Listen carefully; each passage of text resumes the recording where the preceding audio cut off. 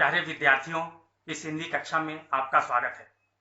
आज हम व्याकरण के अंतर्गत वाच्य पढ़ेंगे। इससे पूर्व के वीडियो में हम पद परिचय और रचना के आधार पर वाक्य भेद पढ़ चुके हैं। सबसे पहले हम यह समझते हैं कि वाच्य का क्या अर्थ है। वाच्य का अर्थ होता है बोलने का विषय। वाक्य में क्रिया कभी कर्ता के हिसाब से आती है, कभी कर्म के रूप में आती है और कभी भाव या स्वयं क्रिया के रूप में क्रिया आती है। तो ये जो क्रिया का जो रूप है, क्रिया का यह जो वाक्य में प्रयुक्त होना है, यही वाच्य है। अब हम इसे विस्तार से समझते हैं। वाच्य क्रिया के जिस रूप से यह ज्ञात हो कि क्रिया वाक्य में कर्ता, कर्म अथवा भाव के रूप में प्रयुक्त हुई है, उसे वाच्य कहते हैं।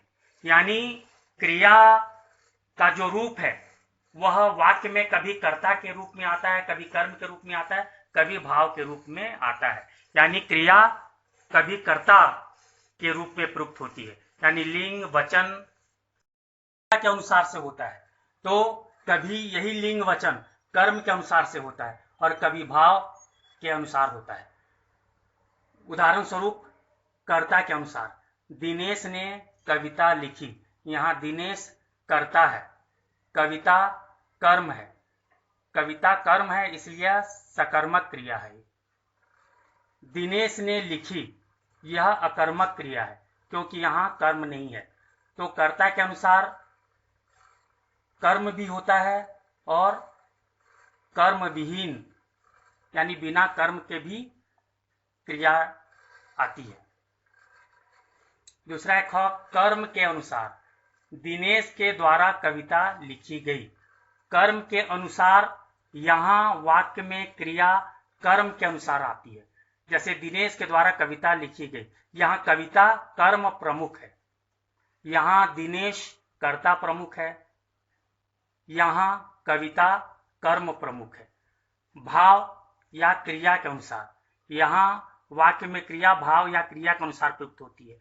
जैसे दिनेश से लिखी गई, यहाँ कर्म नहीं है, प्रमुख क्रिया है। लिखी गई, यहाँ क्रिया की प्रमुखता या भाव की प्रमुखता है। इस तरह से हम देखें तो वाच्य के तीन भेद होते हैं। एक कर्तृवाच्य जहां कर्ता प्रमुख है, दूसरा कर्मवाच्य जहां कर्म प्रमुख है, तीसरा भाववाच्य जहां भाव या क्रिया प्रमुख है। कर्तृवाच्य जिस वाच्य में क्रिया का संबंध कर्ता के साथ होता है उसे कर्तृवाच्य कहते हैं। यहाँ क्रिया का संबंध कर्ता के साथ होता है। क्रिया का लिंग और वचन कर्ता के अनुसार बदलता है, कर्ता के अनुसार होता है। उदाहरण, राम भोजन कर रहा है, राम कर्ता है और इसी के हिसाब से क्रिया बनी है। राम भोजन कर रहा है यानी राम के द्वारा भोजन किया जा रहा है, तो राम कर्ता कारक है। राम पुल्लिंग है, राम एक वचन है, तो क्रिया पुल्लिंग है और एक वचन है। लड़के खेल रहे हैं, लड़के कर्ता कारक है, पुल्लिंग है और बहुवचन है, इसलिए रहे हैं क्रिया भी बहुवचन में है और पुल्लिंग में है। गीता भजन गा रही है, गीता कर्ता कारक है, यह स्त्रीलिंग है और एक वचन है, इसलिए क्रिया भी एक वचन है और स्त्रीलिंग है। इस प्रकार हमने समझा कि कर्तृवाच्य में कर्ता प्रमुख है, कर्ता के अनुसार ही क्रिया का लिंग और वचन परिवर्तित होता है, कर्ता के अनुसार ही क्रिया का लिंग और वचन प्रयुक्त होता है। कर्ता अगर पुल्लिंग है तो क्रिया पुल्लिंग होगी, कर्ता यदि एक वचन में है तो क्रिया भी एक वचन में होगी। इसी प्रकार कर्ता बहुवचन है, स्त्रीलिंग है, तो क्रिया भी बहुवचन और स्त्रीलिंग में होगी। अब हम पढ़ते हैं कर्मवाच्य। जिस वाच्य में क्रिया का संबंध कर्म से होता है उसे कर्मवाच्य कहते हैं। लिंग और वचन कर्म के अनुसार होता है। वाच्य में क्रिया का संबंध कर्म से होता है, इसलिए वह कर्मवाच्य है। और कर्मवाच्य हमेशा सकर्मक क्रिया होती है, क्योंकि उसमें कर्म होता है, इसलिए वो सकर्मक है। सकर्मक यानी जिसमें कर्म हो, जिस क्रिया में कर्म हो उसे सकर्मक क्रिया कहते हैं।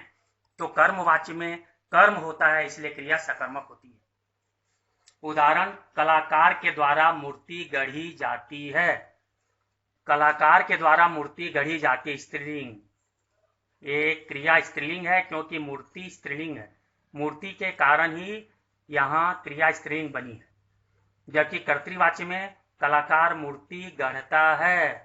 कलाकार पुल्लिंग है, मूर्ति स्त्रीलिंग होते हुए भी कलाकार पुल्लिंग है, इसलिए गढ़ता है यह पुल्लिंग में है और एक वचन में है।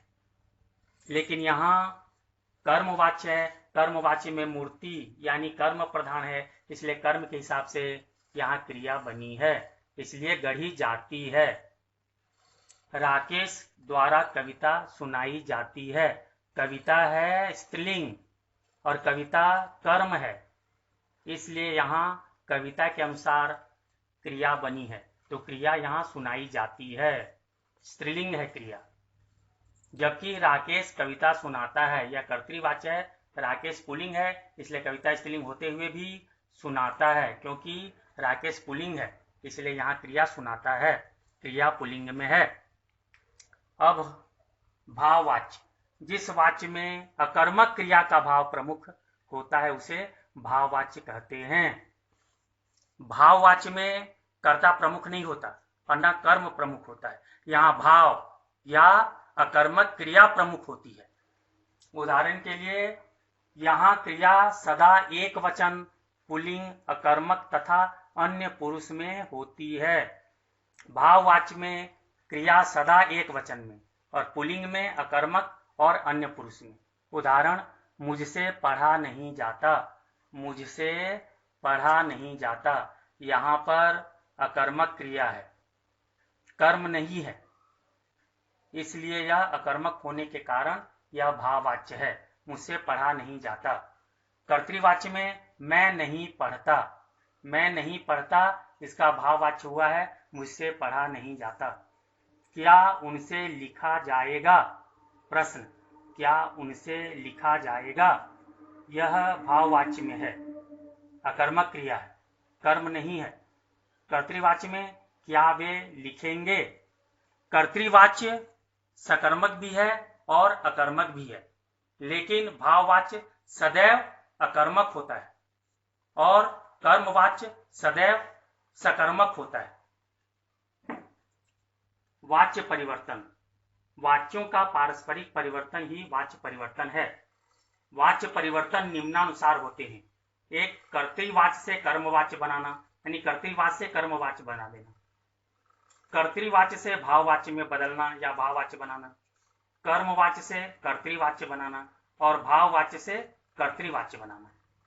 यहाँ ध्यान देने योग्य ये बात यह है कि वाच्य में सदैव कर्तृवाच्य से कर्मवाच्य में बदला जा सकता है, कर्तृवाच्य से भाववाच्य में बदला जा सकता है, भाववाच्य से कर्तृवाच्य में बदला जा सकता है, लेकिन भाववाच्य से कर्मवाच्य में नहीं बदला जा सकता, क्योंकि भाववाच्य सदैव अकर्मक होता है और कर्मवाच्य सकर्मक होता है।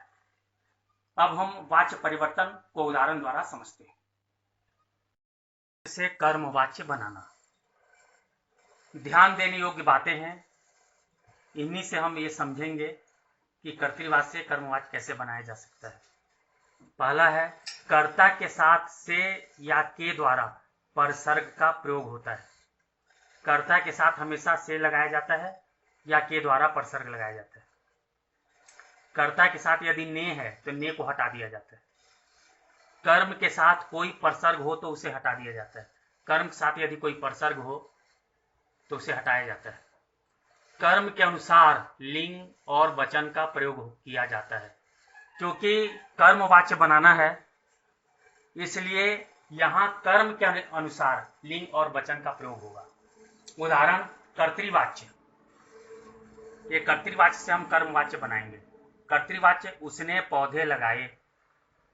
उसने पौधे लगाए, कर्ता कारक है, यहाँ कर्म, उससे पौधे लगाए गए, यहाँ उसने ने को हटा के उससे से परसर्ग जोड़ दिया गया और यह कर्म के हिसाब से क्रिया बन गई।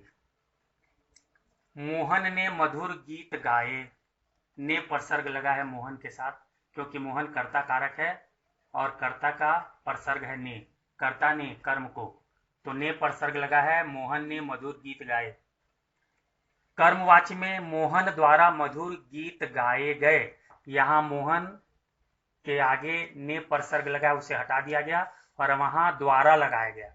यहाँ मोहन के द्वारा मधुर गीत गाए गए या मोहन द्वारा मधुर गीत गाए गए, दोनों सही माने जाएंगे। राम ने रावण को मारा, यहाँ राम कर्ता कारक है इसलिए ने परसर्ग लगा है, रावण कर्म कारक है, को परसर्ग लगा है। लेकिन इसे जब हम बदलेंगे कर्मवाच्य में तो यहाँ ने परसर्ग हटा दिया जाएगा। राम ने रावण को मारा, यहाँ होगा राम द्वारा रावण मारा गया, यहाँ रावण को परसर्ग लगा है क्योंकि रावण कर्म कारक है, तो यहाँ को परसर्ग हटा दिया जाएगा। कर्म के साथ कोई परसर्ग हो तो उसे हटा दिया जाता है। यहाँ रावण को परसर्ग है तो इसे हटा दिया जाएगा, हटा दिया। राम रावण, राम द्वारा रावण मारा गया, यहाँ को परसर्ग हटा दिया गया है, यहाँ द्वारा जोड़ दिया गया है। इसी तरह कर्तृवाच्य से भाववाच्य बनाना, कुछ नियम हैं, इन्हें ध्यान देना चाहिए। कर्ता के साथ से या के द्वारा परसर्ग का प्रयोग किया जाता है। कर्ता के, जैसे यहाँ भी कर्ता के साथ से का प्रयोग किया गया, द्वारा का प्रयोग किया गया। भाववाच्य बनाते समय भी कर्ता के साथ से या के द्वारा परसर्ग का प्रयोग किया जाता है, ज्यादातर से परसर्ग का प्रयोग किया जाता है। और कर्मवाच्य में के द्वारा परसर्ग का प्रयोग किया जाता है। क्रिया पुल्लिंग एक वचन तथा अन्य पुरुष में रहती है। जब भाववाच्य बनाते हैं तो भाववाच्य में क्रिया हमेशा पुल्लिंग एक वचन और अन्य पुरुष में रहती है। आपको पता है पुरुष तीन प्रकार के हैं, पुरुषवाचक सर्वनाम तीन प्रकार के हैं, उत्तम पुरुष, मैं हम, मध्यम पुरुष, तुम आप, और अन्य पुरुष वे वह। तो यहाँ क्रिया अन्य पुरुष में रहती है। मुख्य क्रिया को सामान्य भूतकाल में बदल दिया जाता है, एक वचन में बदल दिया जाता है और उसके आगे जाना धातु लगा दिए जाते हैं। जैसे उदाहरण, कर्तृवाच्य से भाववाच्य बनाना, हिरण दौड़ता है, यहाँ हिरण से दौड़ा जाता है, से परसर्ग लगा दिया गया और दौड़ा जाता है, क्योंकि भाववाच्य हमेशा अकर्मक क्रिया होती है। भाववाच्य में कर्म नहीं होता, भाववाच्य में अकर्मक क्रिया है। हिरण दौड़ता है, यहाँ कर्म नहीं है, इसलिए हिरण से दौड़ा जाता है। हम नहीं हंस सकते, कर्तृवाच्य है, हमसे हंसा नहीं जा सकता, हमसे, हम के आगे से परसर्ग लगा दिया गया। अब पढ़ें, भाववाच्य में होगा अब पढ़ा जाए, यहाँ पढ़े क्रिया पढ़ा जाए क्रिया के रूप में परिवर्तित है।